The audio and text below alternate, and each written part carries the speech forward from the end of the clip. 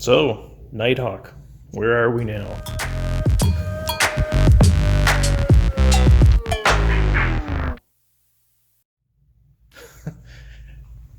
Not much different than where we were before, really. Yeah. We're just about 2 weeks from where we were last time. And in that time, I managed to get the tools I need to measure the valves, and they were way out. I had two valves that were hung wide open, and I think just about every other exhaust valve was, on the brink of opening. Probably once the engine heated up, they probably were all open. So that's getting sorted out. But right now, I'm waiting for valve shims.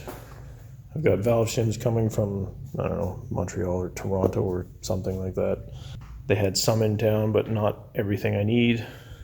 So while I was waiting for that, I tore the rest of the calipers off. Well, the other caliper off. And stripped those down.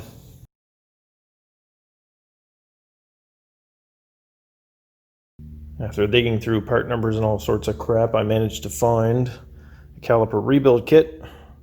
But I'm sure you can see, if you look through that list, that Nighthawk is not listed there. This is a rebuild kit for, I think, the CB750 Super Sport, which is, very, very similar. The main things I'm after are the seals and the pistons and all that, and they're the same, so it works. Managed to get it at good old Fort 9. Check out the links for that.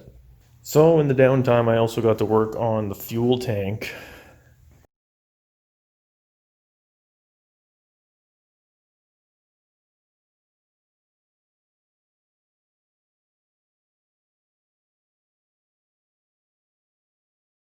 And here it is.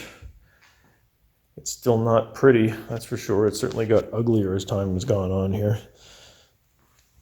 It's had a couple of close encounters with a pressure washer, and that peeled off some of that old paint.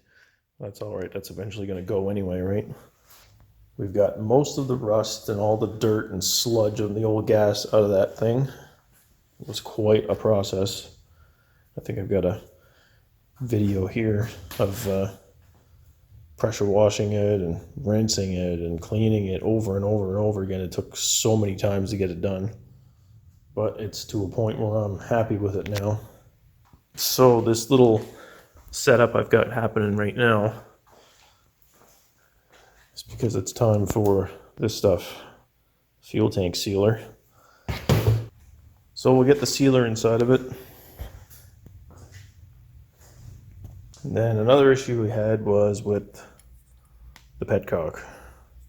This thing was horrible as well. It looked like it had gasoline snot in it that was trying to turn back into a dinosaur. To rebuild these, there's typically screws involved, but you see right here, it's not really screws, it's rivets. So that's annoying to begin with.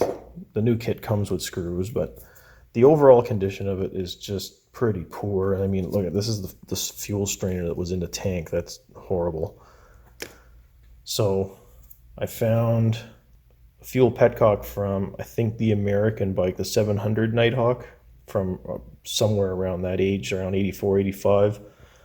It has basically the same petcock, except it has the vacuum diaphragm right on it, which is fine. I can just reroute some of the plumbing under the tank and make that work. So now I got a couple days to wait before I get my shims so I can get that engine back together and hopefully get some compression in it and some half-decent running.